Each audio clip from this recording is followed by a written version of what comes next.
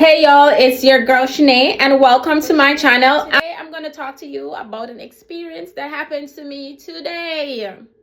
Come, sit down, get cozy, and let's get into this Toro story time. Whew. Okay, so today was supposed to be a normal day, but instead it turned out into a day that made me second guess, made me think about certain things. But today I learned that a car that we bought no more than 4 weeks, less than 4 weeks, there's something wrong with the transmission of the vehicle. Let's get into it. So this is how it started. We have a mechanic that is our go-to mechanic who we call for oil change, we call for basic repairs, we call for quick maintenance. He's just our go-to guy because there are sometimes things happen to the vehicle and the main mechanic shops may be closed, or we want this to get done right away. So this is our guy. He take care of all our Toro vehicles, he take care of our personal vehicles, and he even take care of my parents' vehicle, my mom and my dad.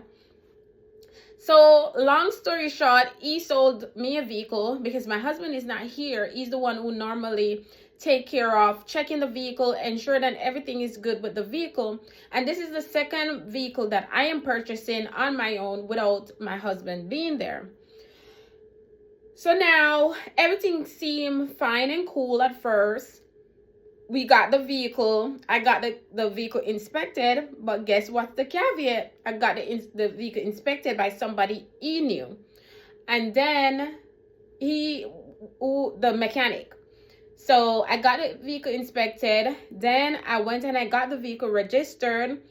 I didn't realize that the tires weren't good. So I went and got all the tires changed. I did a oil change on the vehicle. All of that stuff that I thought that would have been taken care of.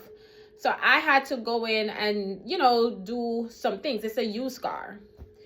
So anyways, with that being said, everything was good to go and we listed the vehicle on Toro. It was rented by a young lady, and about couple of hours, about 6 hours into her trip, she messaged me to let me know that the vehicle is not accelerating above 35 miles per hour. And then she was saying that the vehicle was making a jerking, vibrating sound. So I said to her, if you do not feel safe, let me know and we will try our best to swap you another vehicle. At the time, I didn't have a vehicle ready, but I knew that I had two vehicles coming in, and I'd arrange the time with her. I'd block the vehicle off so she could get the vehicle. She said, no, it's okay, I'm gonna just see what's going on. Then the next day she called me saying that she's on her way to work and the check engine light came on and the vehicle feels like it wants to stop with her. So I said to her, okay, we're gonna swap the vehicle for you because this is inconveniencing you and I do not want you to have that experience with us. So I asked her a time that is convenient for us to do the swap. We did the swap. I called the mechanic that I bought the vehicle from to let him know that there's something wrong with the vehicle and the engine light came on. He said that he'll come and look at it. He came the next day or two and he looked at the vehicle. He was looking at his phone and stuff like that, and he was saying he didn't really know what was wrong with it, but he got the engine light off and I should drive it for a few days and let him know if the engine light came back. I did just that. The engine light came back and I was like, okay. I told my husband, yeah, there is something definitely wrong with this vehicle. So I decided I'm going to take it to another mechanic to get a second opinion, which I should have done from the get-go. I took it to the mechanic and today they're letting me know First, they called me and they said, okay, it seems like there's something wrong with the spark plugs and some cooling pads with the cylinders and stuff like that, and that's going to cost me $466. I was like, okay, go ahead, get it done. Then they called me back a couple hours later when they test drive the car and everything. Then they saw that there was more wrong with the vehicle. They said that the transmission is slipping. At first, I didn't understand what that was because I'm not a mechanic. So I asked the guy to explain to me, and he was saying that the gears are not catching or something like that. And it's like an early sign that the transmission is going. The transmission do not have much left in it. So I'm like, okay, I'm gonna come and get the vehicle. This time I am so annoyed, I am so livid, but at the end of the day, I'm the one who made this purchase, so I know that this is something that I'm gonna have to live with. Because the second the mechanic told us that the transmission is slipping, the gears are slipping, and that's a usual sign of early transmission failure, what hit was, it's less than a month, it's already paid, the car is already paid for in full, cannot be listed on Turo, I'm losing income, and the car is just sitting there. So I decided I was gonna call the mechanic. So I told him about what the other mechanic said. It's like he kept on cutting the phone off, didn't really want to talk to me. Then the conversation get tense because it's like he didn't want to hear what I'm telling him that the other mechanics are saying. Then he's gonna say to me, did you feel the transmission when you were driving? Did you feel the transmission when you were driving? He knows I do not know a lot about the vehicle, about vehicles in general. He knows that, right? And then what I'm getting to understand and I'm learning is that a transmission takes a long time to go out. So it doesn't happen overnight.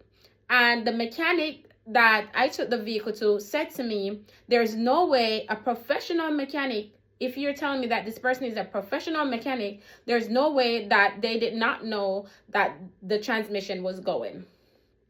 Okay. So I said all of this to him, pointing it out to him. And at this point, I realized something important. This wasn't about fixing the car anymore. It was about protecting my business. It was about protecting my business. Because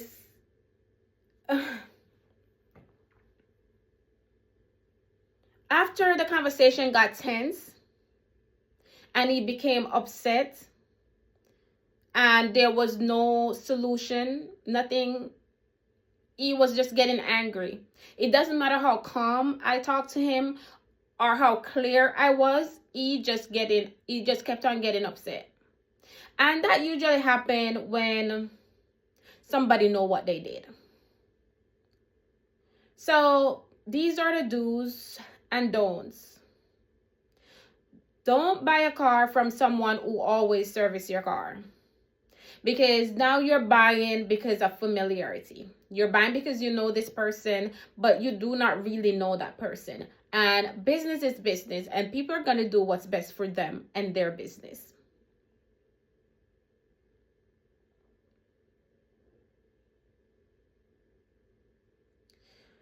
Okay, do not skip independent inspection. I didn't quite know that this person was a person that he knew, but if I'd gone to somebody after I got there, I realized that it's somebody he knew. I had the option to go somewhere else. I didn't go somewhere else. Same thing again, familiarity. And do not trust or rely on verbal words, just what somebody tells you.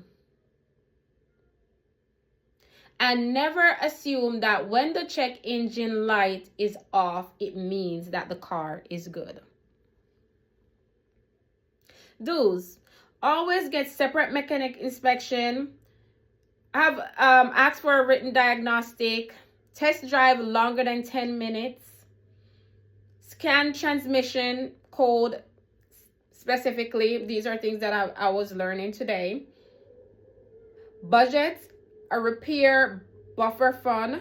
We had already have that, but having a transmission for the price that we bought the vehicle for, it's not gonna make sense for us to buy a used transmission or get one built. A new one, it's not gonna make any sense. You cannot have any emotional feeling when you're buying a car, whether you know the person or not. If you it don't feel right to you and something is off, go with your gut. This situation is frustrating, but it's also a lesson. Every business owner goes through these things every single day. What really matters now is how we're gonna move forward. If you're going to do Turo or thinking about starting Turo, comment down below Turo. I want to know what the stage you are in doing Turo. And as usual, I am here to give you a real life experience, some do's and some don'ts, and we can take it from here when it comes on to helping you build your Turo platform. So this is one of the losses, because most of my Turo videos is always about the wins, but when it comes on to business, there's good and there's bad.